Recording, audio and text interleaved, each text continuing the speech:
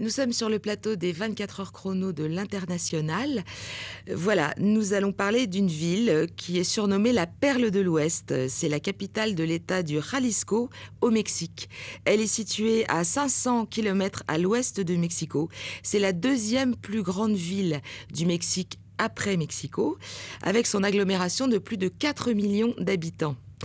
Considérée comme la Silicon Valley du Mexique, elle est aussi un pôle économique et culturel important de l'ouest du Mexique. C'est d'ailleurs le pôle culturel de l'ouest du Mexique. Nous venons d'arriver à Guadalajara. Alors, pour parler de cette ville, j'ai à mes côtés le plaisir d'accueillir Alain Figader. Bonsoir. Vous êtes rédacteur en chef du Grand Journal. Vous avez 90 000 lecteurs francophones, français et francophiles. Tout à fait. Et Nicolas Courbet, vous êtes importateur de meubles, vous êtes gérant de meubles notamment, vous êtes gérant de Mundo Shop. Voilà. Et l'histoire entre votre famille, votre activité et le Mexique date d'un certain nombre d'années. Voilà. D'avant ma naissance, exactement. Très bien. Alors, tout de suite, on va envoyer un premier sujet qui va nous présenter Guadalajara en quelques mots. Il s'agit d'une intervention de Myriam Vachez, que vous êtes allé interviewer, Alain Figader. Oui. Elle est française d'origine. Oui, tout à fait. Et elle est ministre de la Culture de l'État du Jalisco. Oui, c'est notre ancienne consul honoraire de France à Guadalajara. Parfait, on l'écoute tout de suite. Il faut d'abord vous dire que Guadalajara est une ville extrêmement francophile, et cela depuis au moins 150 ans. Donc les gens qui viennent ici se sentent bien accueillis, c'est déjà un premier pas important. D'autre part, pour vivre ici, pour s'installer, nous avons bien entendu une grande communauté française qui accueille les nouveaux arrivants.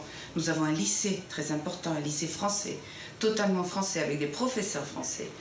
Nous avons aussi une qualité de vie, bien que la ville grandisse, notre qualité de vie se maintient extrêmement agréable. Le climat est tempéré, jamais très froid en hiver, jamais trop chaud en été. La mer à quelques heures de voiture, la montagne à 2 heures à peine, énormément d'activités sportives, de grands clubs pour faire du golf, pour faire du tennis, enfin tout le nécessaire, tout ce qu'on peut trouver dans une grande ville. Soit dit en passant, Guadalajara est une ville pas très industrielle, très commerciale, ce qui aussi lui donne un statut spécial pour la vie. Ce n'est pas une ville où on a l'impression d'être au milieu des usines avec des fumées, etc. Non, c'est une ville assez plate, pleine d'arbres, pleine de verre, pleine de fleurs, où il fait bon vivre. Alors, on va revenir sur les propos de Madame Vachez tout de suite après avoir écouté Madame Elisabeth Beton-Delegue, qui est ambassadeur de France au Mexique. Madame l'ambassadeur, bonsoir. Bonsoir. Ravie de vous avoir avec nous sur le plateau. Alors tout de suite, on va passer à la question essentielle. Alors, Madame Vachez a évoqué la francophilie. Combien de Français résident-ils dans l'État du Jalisco ?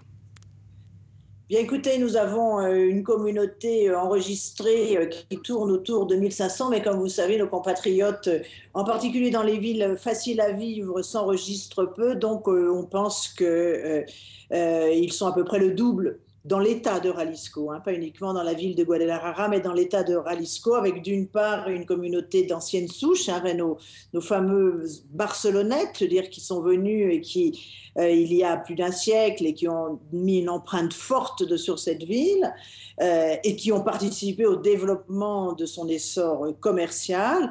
Et puis les nouveaux arrivants, très souvent d'ailleurs des étudiants qui sont venus en échange et puis qui ont pris goût, comme l'a dit très bien Myriam Vachez, à la qualité de la vie à Guadalajara, et qui reviennent pour y travailler ou pour se mettre à leur compte. Je dirais, il y a quelques belles histoires de parcours professionnels de ce type. Parfait. Merci beaucoup, Madame l'ambassadeur. Alors, francophilie, 150 ans de francophilie. Comment on explique ça ? Alors, je pense que c'est plutôt dans un contexte général au Mexique. Il y a eu une arrivée massive de Français au 19e et au 20e siècle. Une partie de ces Français sont partis s'installer donc, sur la ville de Guadalajara, puisque Guadalajara, de toute façon, est la deuxième ville et le deuxième pôle économique du pays. Les fameuses Barcelonettes. Voilà, donc en partie, donc, bon, c'est un petit peu l'histoire, le mythe, disons, des Barcelonettes. Mais enfin, bon, nous, sur Guadalajara, on a des familles qui sont originaires plutôt du sud-est, effectivement, et qui sont aujourd'hui considérées comme étant des binationaux, disons, qui ont le passeport français, mais qui sont aussi totalement mexicains. Vous, Nicolas, vous avez aussi c'est une histoire d'amour donc entre vos parents et le Jalisco. Exactement. En fait, mes parents sont partis en voyage de noces en 68 au Mexique. Ils étaient partis pour 15 jours au départ. Ils y allaient aussi pour le mariage de la sœur de mon père qui se mariait là-bas avec un ingénieur qui participait à la création du métro de Mexico. Ouais. Et ils sont restés 3 mois, en fait. Ils n'avaient plus d'argent pour rentrer. Et ils ont rencontré un Mexicain très sympa dans un ascenseur qui les a aidés, qui leur a prêté d'argent. Et ils ont commencé petit à petit ils ont monté un business. À monter un business. Et au départ, vraiment tourné sur l'artisanat. Et puis petit à petit, mon père a découvert vraiment le pays. Il s'est orienté un peu sur l'industrie. On a commencé à représenter des grandes usines au Mexique, mexicaines, donc sur la partie Europe. Et voilà. Et moi, j'ai repris en fait l'activité depuis. Ça fait 20 ans que je travaille avec mon père. Je travaille avec mon père. Maintenant, il a pris sa retraite, mais. On va avoir le temps de l'évoquer tout à l'heure. Alors, vous avez évoqué la gentillesse des Mexicains. Parlons un petit peu justement de la vie au quotidien. Et tout à l'heure, on reparlera des aspects culturels et justement de cette gentillesse des Mexicains. La vie au quotidien.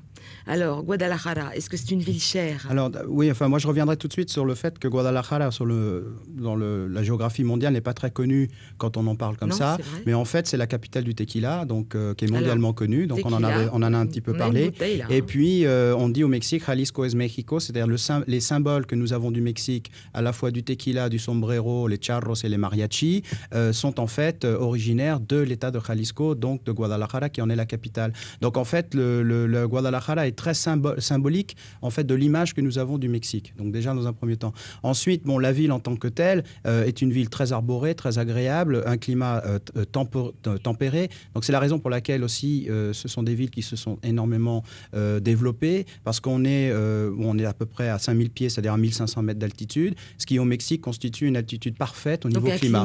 Donc on a un climat entre 25 et 28 degrés toute l'année avec un ensoleillement 350 jours par an. Il y a la saison des pluies, bien évidemment, qui est importante au Mexique, qui dure à peu près 3 mois, mais le climat est vraiment très, très intéressant. Donc une très belle ville, hein, on voit des images là qui oui, alors la ville derrière. est très arborée, de grandes avenues, on est sur un schéma classique américain, c'est-à-dire un grand damier, un centre-ville colonial, mais ensuite un damier, donc avec de grandes avenues qui sont arborées, et donc c'est une ville qui est assez facile pour y circuler et pour y vivre. Alors, en ce qui concerne le niveau de vie, alors c'est toujours pareil, par rapport aux salaires locaux, la vie est forcément... je dirais dans les proportions que lorsqu'on est en France. Lorsqu'on est expatrié ou avec des revenus, disons, liés à l'exportation, par exemple, ou investisseur, la vie n'est pas chère. On trouve des appartements, les étudiants, par exemple, arrivent à se loger à moins de 200 € par mois.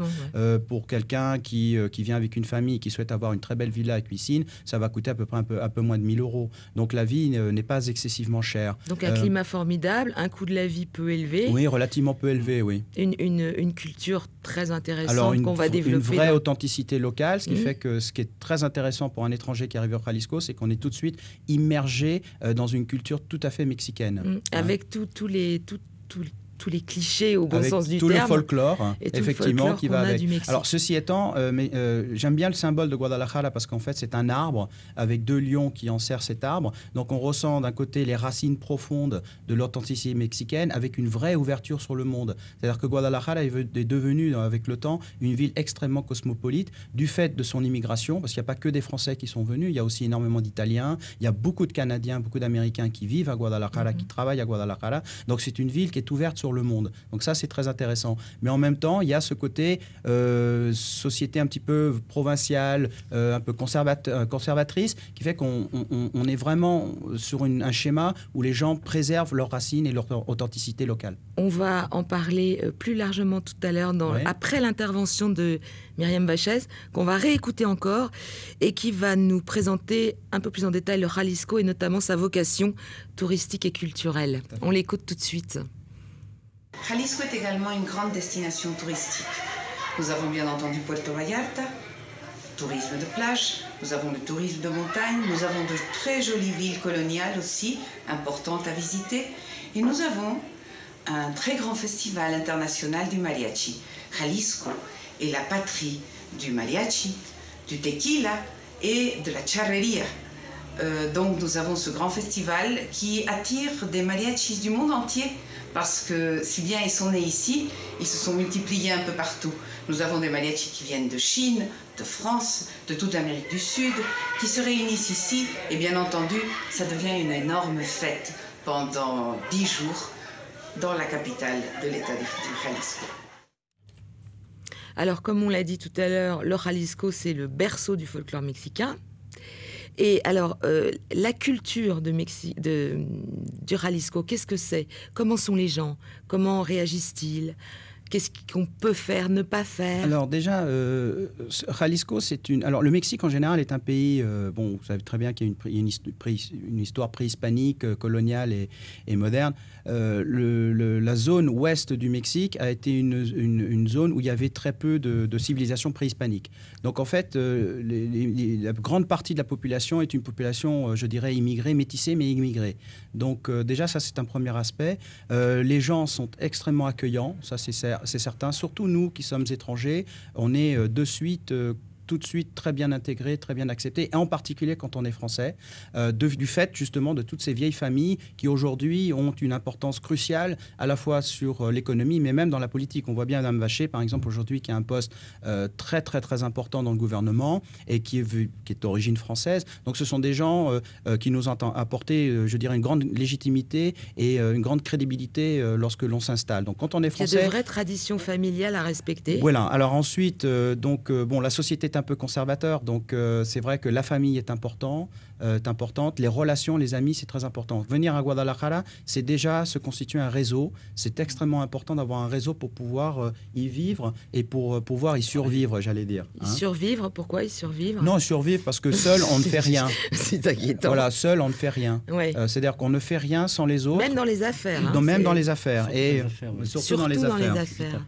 Et donc, il y a aussi cet effet qui est important, c'est de savoir également donner pour pouvoir recevoir. Donc, il faut être très solidaire. Qui dit réseau dit propagation de la rumeur très rapide. Alors oui, alors il y a le côté un peu village, effectivement, donc il faut faire très attention à son image, c'est très important. Disons qu'effectivement, la crédibilité dans les familles, on connaît les familles, les gens se connaissent, vous voyez.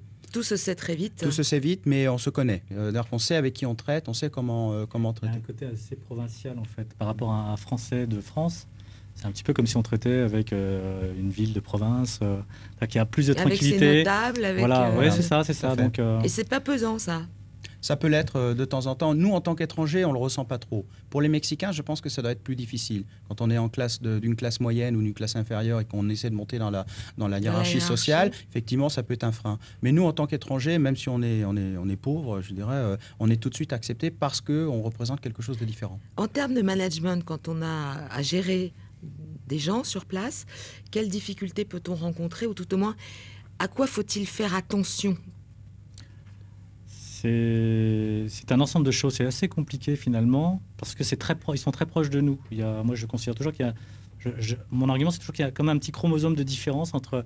Mais un petit chromosome, ça peut faire beaucoup. Hein. Ça peut faire énormément. En fait, c'est toujours un petit problème de compréhension. On est latin, en fait. On est d'une certaine manière assez latin. Mais il faut toujours travailler la proximité. C'est ça qui est très compliqué, à travailler à 10 000 km de distance. Donc, moi, mon expérience aujourd'hui, c'est d'essayer d'intéresser mes fournisseurs au marché français, européen. Donc, c'est leur expliquer qu'est-ce qui intéresse le consommateur français. Et comment vous faites alors? Est-ce que c'est... Il faut leur donner une notion d'affect. Il faut leur donner des pistes. Oui. Voilà. Moi, je crois qu'en fait, que ce soit Guadalajara ou l'ensemble du Mexique, c'est à peu près la même problématique. C'est-à-dire que sur l'échelle de la latinité, on est tous latins. Les Français sont latins, les Mexicains sont latins. Sauf que dans l'échelle de la latinité, les Français sont les moins latins des latins et les Mexicains les plus latins des latins. Alors, ça veut dire quoi? Ça veut dire que nous, par exemple, nous sommes rigoureux, voire même des fois un peu rigides. Les Mexicains sont souples, voire même des fois un petit peu désorganisés, laxistes. Donc, il faut savoir gérer cette latinité qui est un élément commun, mais dans lequel il y a également beaucoup de différences. La gestion du temps, aussi. par exemple, c'est quelque chose qui est très difficile au Mexique. Aléatoire. Il y a l'heure mexicaine. Oui. Il y a l'heure mexicaine. Oui, il y a des expressions, par exemple, au Mexique, mañana. on dit l'armée, en France, on dit l'armée mexicaine, ça veut dire, bon, c'est le bordel. Au Mexique, on dit no te pongas frances, ne te mets pas comme un Français, sois pas arrogant, monte pas sur tes grands chevaux. Donc il y a cet aspect culturel, mais l'important c'est de le savoir. Mais une fois qu'on les sait le Français. savoir, on sait le gérer. Oui, c'est pas gênant, je veux dire, mais simplement que nous, on est obligé de gérer cet aspect-là des choses. C'est-à-dire qu'au Mexique, il faut savoir être patient et il faut savoir être persévérant. Ceux qui ne le sont pas n'y arrivent pas. Si vous êtes trop rigide, trop exigeant, c'est très difficile. Il faut savoir gérer les choses. La qualité se fait dans le temps. C'est-à-dire qu'on ne peut pas avoir les choses bien et vite. C'est la qualité ou bien dans le temps. ou vite. Mais D'accord. alors, pour faire bien et vite, il faut énormément d'expérience. Et justement, c'est ça le défi. Donc, il y a un vrai défi culturel, en fait, quand on arrive au Mexique. Ce qui est très compliqué, c'est que quand on est en affaire avec un fournisseur, il nous dit jamais non. En fait, on ne sait jamais à quel moment il va pas être d'accord avec vous. Donc, il va vous dire oui, mañana, etc. Et puis, vous Le non attendez. n'existe Et vous comment on attendez, arrive à et déceler le temps se perd. C'est l'expérience. Le nom n'existe pas. Il faut ressentir ça, effectivement. Voilà. C'est très compliqué. Les Mexicains sont des gens qui sont extrêmement bien élevés, très très polis, et ils n'aiment pas vexer les gens. Donc le non n'existe pas. Le non, c'est vexatoire. Donc quand on vous dit peut-être, vous pouvez être certain que c'est non. Si on vous dit oui, c'est peut-être ou oui, on ne sait pas. Donc il faut savoir gérer, il faut savoir comprendre, il faut savoir codifier. Avec les Mexicains, il faut savoir lire entre les lignes. C'est des gens qui sont extrêmement fins. Vous vivez depuis de nombreuses années. Hein. Moi, ça fait 35 ans que je vis ou que je vais au Mexique. Ouais. Vous avez donc l'expérience. Moi, aller voir, je sais tout de suite ce qu'ils pensent. Donc c'est assez C'est simple. plus mexicain que français aujourd'hui. Ouais, moi je les comprends Voilà. bien. Et même au niveau de la langue, quand même. Oui, Il y mais a des subtilités aussi. c'est très, au niveau de la langue, hein. ça demande de l'expérience. Ça demande l'expérience. Donc c'est pour ça qu'on en revient sur ce que vous disiez tout à l'heure. Lorsque un étranger, une entreprise veut venir s'installer au Mexique, en particulier à Guadalajara, je pense que ce qui est important, c'est de travailler sur les réseaux existants. Alors nous, on est assez nombreux. Il y a une communauté française qui est très très bien structurée, et donc on peut, à travers cela, gagner du temps. Vous voyez, vous avez des gens qui arrivent et il suffit d'avoir des gens qui sont des locaux qui peuvent vous accompagner et ils vous expliqueront quel ressenti ils ont et surtout ils élimineront, disons, les obstacles et les difficultés qu'il peut y avoir. Parce que forcément, il faut travailler il y en la a toujours proximité, un c'est peu. ça qui est compliqué. Voilà. C'est qu'il faut faire comme si on traitait avec un voisin. Il faut arriver à trouver ce moyen d'être proche d'eux, donc d'être réactif, de communiquer. Ouais. D'avoir un fil de conducteur d'informations qui transite bien, parce que très souvent c'est le problème, c'est parfois vous envoyez des mails, vous n'avez jamais de réponse, ou après c'est la Beaucoup de panique. patience et de Voilà, donc c'est persévérance. ça. Hein. Et c'est vrai que moi je sais que sur Jalisco ou dans toutes les régions du Mexique, je travaille toujours avec des correspondants locaux qui me permettent justement de faire un peu la traduction entre mon côté rigide français, surtout parisien, Et impatient. et effectivement cette tranquillité, fausse tranquillité, parce qu'ils sont très travailleurs. Mais c'est vrai que, hormis d'être un petit peu souple dans le temps, et on a aussi très souvent des petits désaccords de compréhension dans la précision du produit, si vous voulez, ou du service. Ils sont très créatifs, si vous voulez. Voilà. D'accord, dans tous les sens du terme. Exactement. D'accord. On va tout de suite passer à un autre sujet. On devait faire une petite pause, mais on ne la fera pas. On va parler de l'investissement à Guadalajara quand on est un entrepreneur. On va essayer de voir quels sont les secteurs porteurs, quels sont les secteurs à exploiter.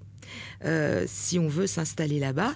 Et on va donc entendre René Rivial. 2 mots sur René Rivial que vous avez été interviewé. Alors, René Rivial est un Français, alors c'est une deuxième génération, né au Mexique. Il est propriétaire de la plus grosse fabrique de peinture au Mexique. C'est l'ancien président de la Chambre de commerce de Guadalajara. D'origine française ou pas? Alors tout à fait, ils sont d'origine française, ils sont du sud-est de la France. C'est donc... Des Barcelonnettes? Non, ils sont de Gap. D'accord. Enfin, je crois qu'ils sont de Gap, oui. Et donc René Rivial sera cette année certainement le prochain président ou le premier président de la Chambre de commerce franco-mexicaine qui va ouvrir cette année à Guadalajara. Très bien. C'est une grande personnalité de la communauté française à Guadalajara. Et bon, on va tout de suite l'écouter.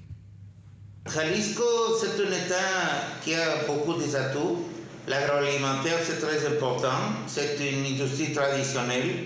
On produit des fruits rouges, des légumes, de la viande blanche, surtout des cochons, des poulets, des œufs et des huiles végétales, des huiles exotiques comme les huiles d'avocat, des huiles de sésame.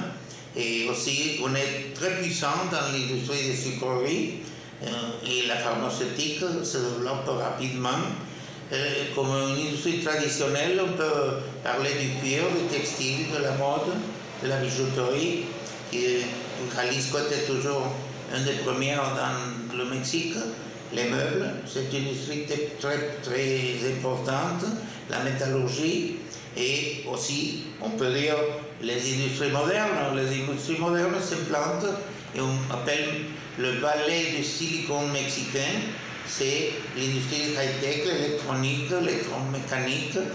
Et pour tous ces avantages que nous avons concentrés dans la ville de Guadalajara et ses alentours, on peut dire que c'est intéressant pour la Chambre de commerce franco-mexicaine de s'établir ici. Et dans les prochains mois, on va la voir associée avec la Chambre de commerce de Guadalajara.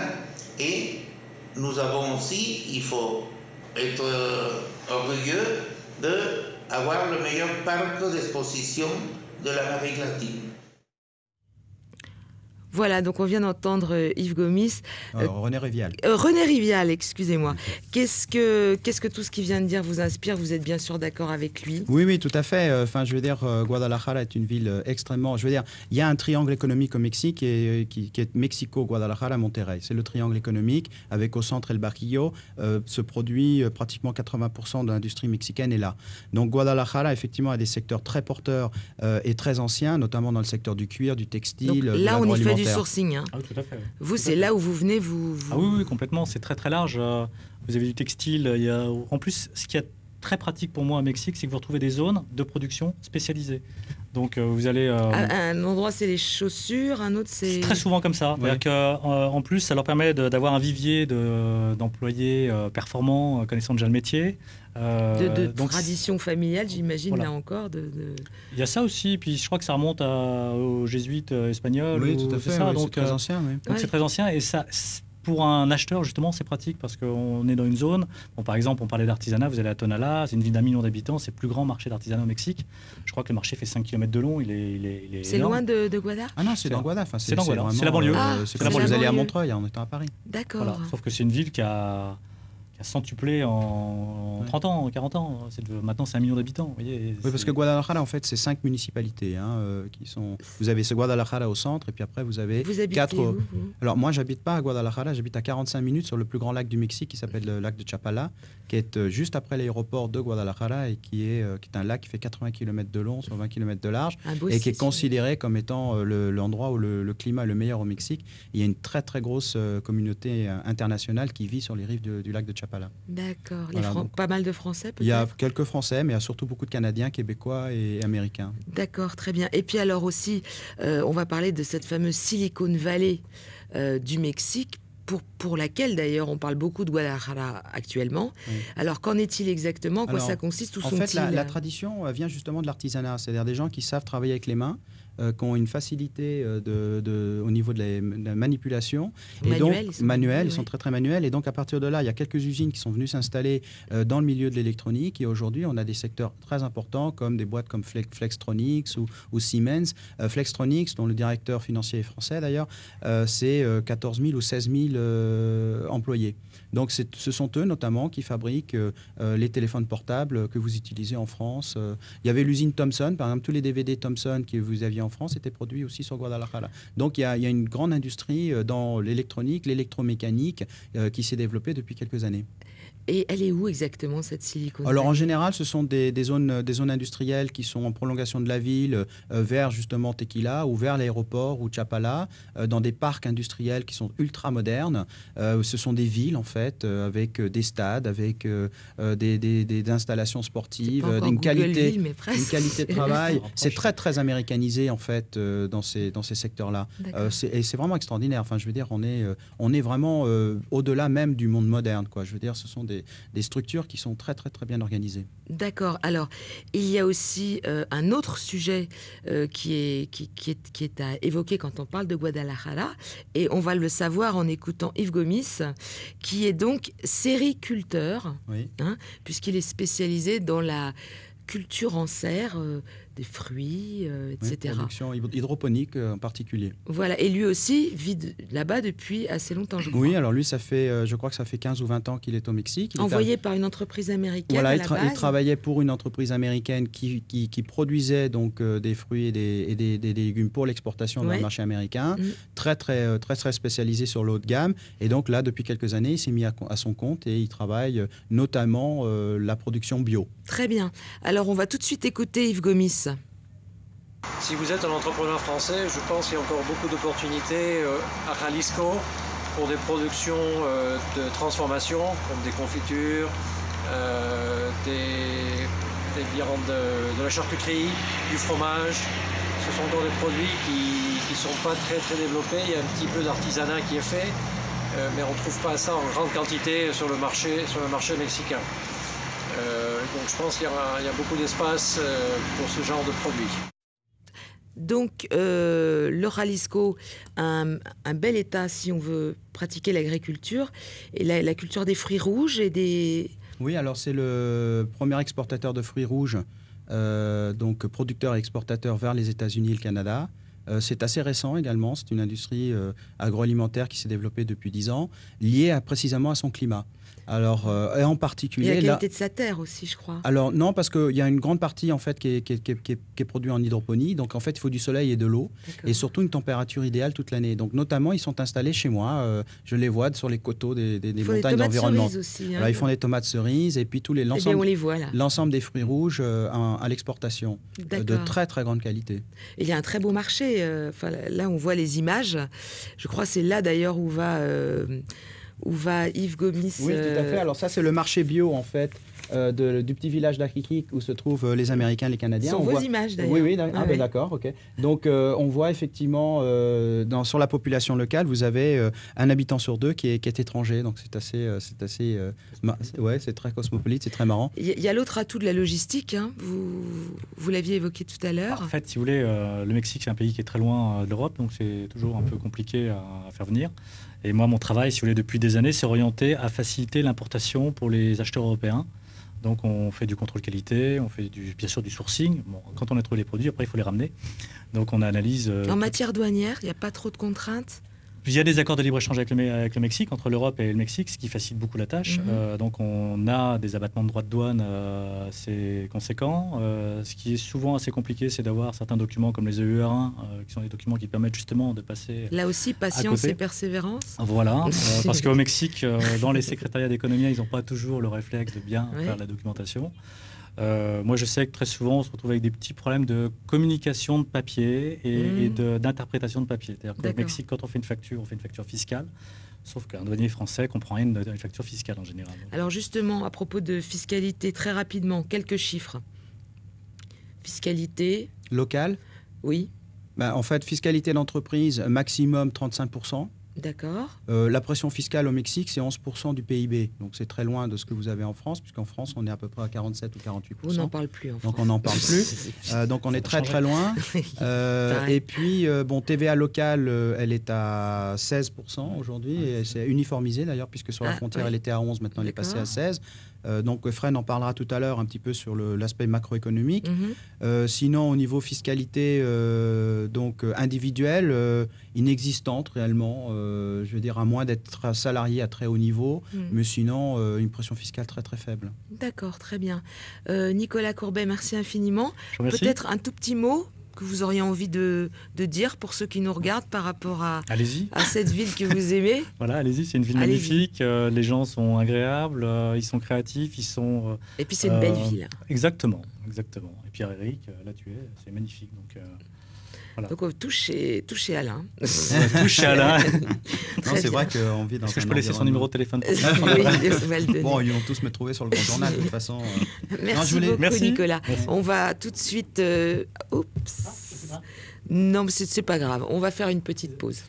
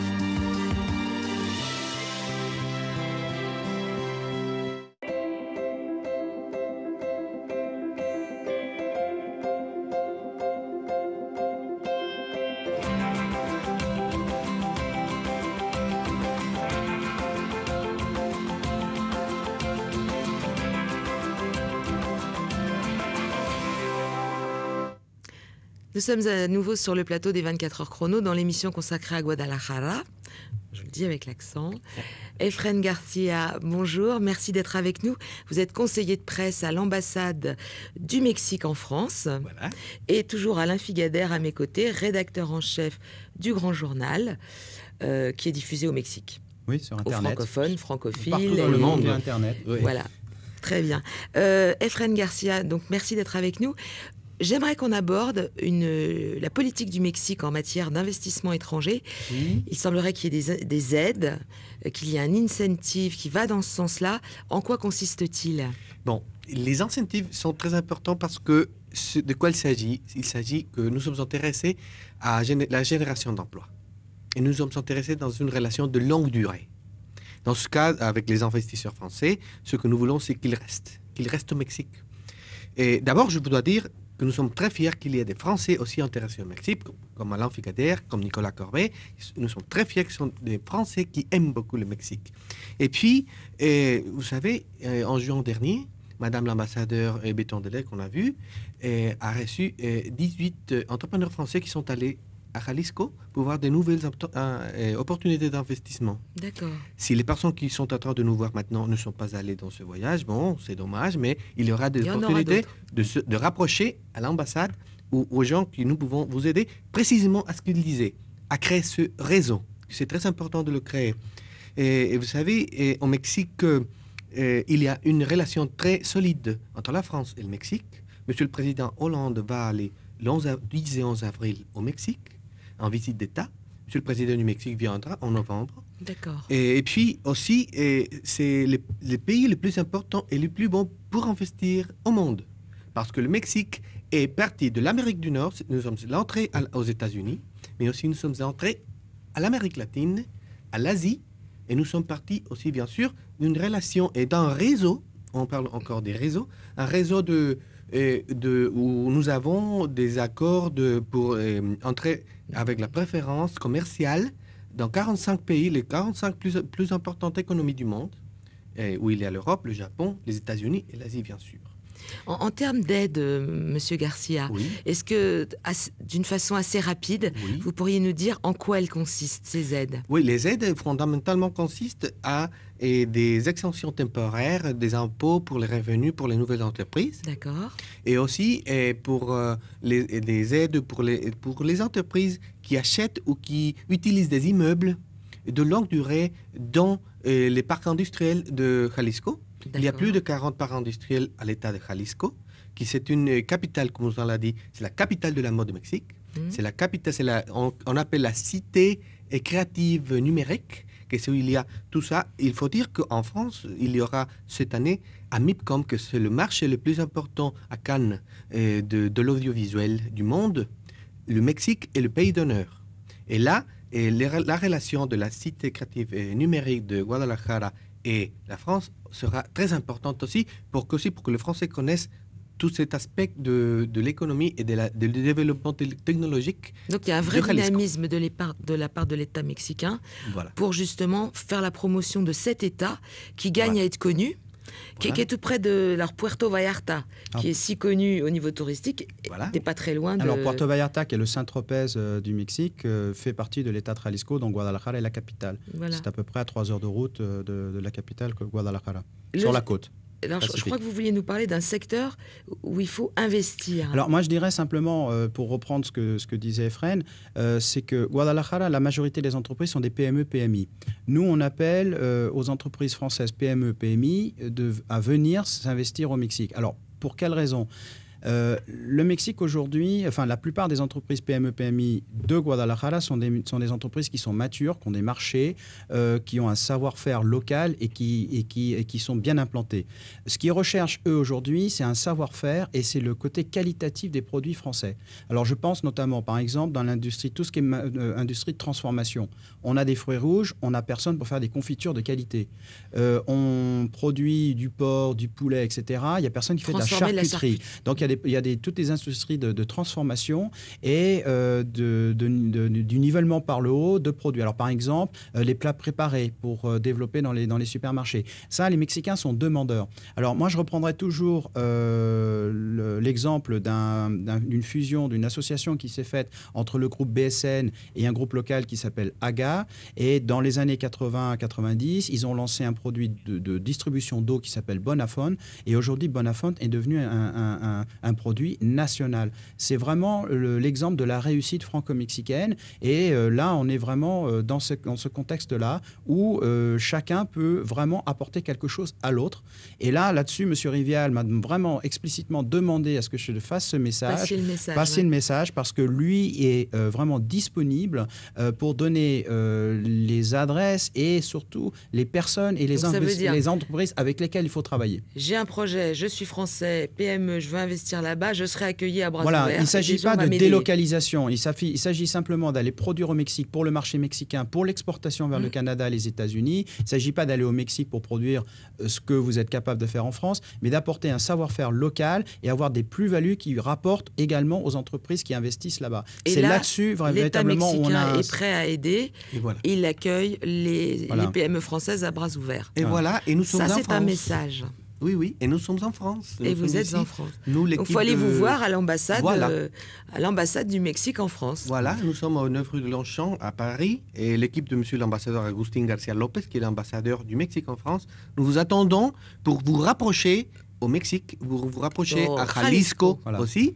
Le numéro de téléphone de l'ambassade 0153, si je peux le dire. Oui, allez-y alors. 70 27 70. Très bien. Et puis moi, je rappelle simplement que cette année, nous allons ouvrir donc l'antenne de la Chambre de commerce franco-mexicaine à Guadalajara et qui fera partie de la Chambre de commerce de Guadalajara. Monsieur Rivial en sera certainement le président et va de toute façon coordonner cet ensemble. Et vous pourrez retrouver toutes les informations sur le Grand Journal, se rapprocher du Grand Journal et nous, on vous mettra en contact avec les personnes adéquates. Et voici un magazine dans lequel vous pourrez retrouver des articles d'Alain Figadère ou d'autres rédacteurs du Grand Journal. Si vous avez envie de partir à la découverte du Mexique, peut-être avant d'y investir. Voilà, alors déjà, on n'a pas parlé beaucoup de tourisme, mais enfin c'est également, je dirais, on a parlé du Saint-Tropez. Voilà, une des activités importantes de Jalisco. Madame Vachez l'a dit dans sa vidéo. Je veux dire, le Pacifique, c'est quand même quelque chose d'extraordinaire. C'est vrai. Voilà. Ne serait-ce que pour y voir les petites tortues. Voilà. Ça c'est aussi. Oui. Et www.promexico.gov. Très bien. Mais on va l'inscrire. On va l'inscrire sur le site. C'est le site surtout pour savoir plus sur les investissements en Mexique et les conditions pour vous aider. Merci beaucoup, Efren Garcia, d'avoir été avec nous. Merci beaucoup pour la bouteille de tequila. C'est un plaisir. Merci Alain Figadère pour votre aide. Merci à vous. C'était vraiment très sympa. J'espère que ça aura permis à beaucoup de monde de découvrir cette merveilleuse région du Jalisco. Alors, tout de suite là, à 20h, on change de région et on part à Rabat. Merci beaucoup, au revoir.